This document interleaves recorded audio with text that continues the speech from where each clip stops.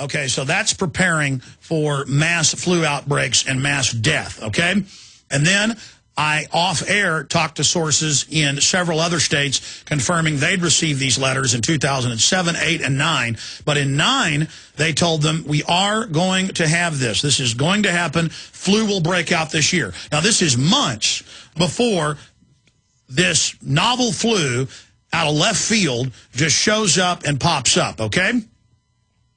Now, I said on air, I said, I don't know if this is going to be a real outbreak. I don't know how deadly it's going to be. But in the training they're doing with local police, they're having them harden their police stations, harden their sheriff's departments, harden their emergency management centers and fire departments for IED attacks and terror attacks. Now, why would small towns be needing to do this? Well, this is if society completely collapses, which the banks have done by design. 90% of people were self-sufficient in the Great Depression. At least 7 million starved to death conservatively in university studies over that decade. Now 90% are urban. Less than the 10% that are rural. Around half of those are self-sufficient.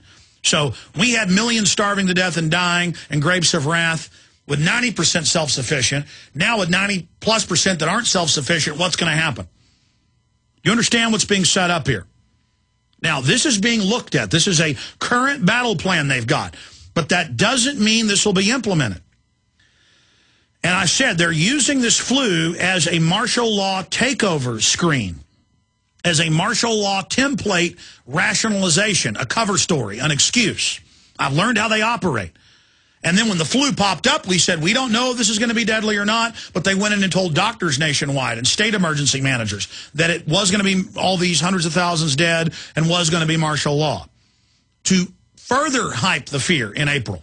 But because we exposed the fact that it was a manufactured flu, because we pointed out that the people were not really getting sick and this was manufactured hype, because we pointed out the fact that most people dying had already had the regular seasonal flu shot and that was what was killing them, because that information got out, they had to back off the program and didn't go ahead with it. Now, if you analyze this oil spill and the way they gave orders to the well operators that they knew would cause it to come in early and fail, and the way they blocked the response in the Gulf the last 83 days, now 84 days today, and the way they wouldn't let locals deal with it, and the way that they've been blocking any coverage of it.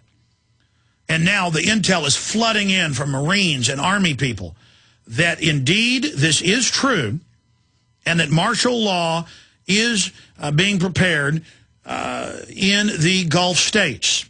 And then that will be the perfect cover story with this hysteria, with this breakdown of society going into the November election for Obama to make everybody forget about government takeover of health care and forget about the Arizona situation and forget about everything that's happening. And so they can launch a war with Iran, so they could perhaps even suspend the election or use it as a smokescreen to divert people during the election if they use the electronic voting machines in nationwide that have been proven to be fraudulent. But if we get the word out about what's happening, there's a good chance they may back off because they're listening with the NSA. They're tracking what citizens are saying and doing. They know if the public's going to buy into something or not. So clearly, this is a staged event in the Gulf. Clearly, martial law is already in effect there. The Washington Post and others are talking about forced mass evacuations. Now, Joe, you got a minute and a half. We're going to come back with our calls. But finish up any other points that this source told you.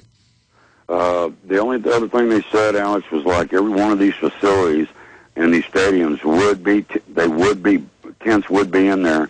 They would have medical facilities inside, or medical tents inside the stadiums.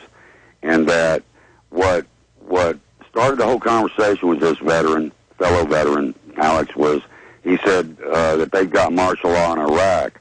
And he said, just like they're going to do here. And I said, well, what do you mean? And that's when he told me about his fellow Army buddy that he had talked to that stated this to them. And they are on standby right now. And that they would be having live ammunition on. And that's what concerns me, Alex, is that it's I'm looking at this whole oil thing as a big front, just like you do. And I don't think you're a psychic, Alex, but I will say this, brother. You do have spiritual discernment, and I'm grateful for that, brother. And that's about really all the man had told me. But he lives in San Antonio, Texas. His name is Greg, and he did state this to me, because and it has me concerned because I don't think it's over the oil spill, Alex. Well, that's amazing and information. He told me to tell my sister she better go ahead and sell her house in Beaumont, Texas. Amazing. Well, again, they may just be using this hype. Well, I'll explain when we come back. It's very sophisticated. Now, just like they went all over the country telling police, harden your facilities, the American people are about to attack you during a flu collapse. In the months before they launched the fake flu attack out of Mexico last year, they may not declare martial law with the troops, or they may not actively implement it in a wider area.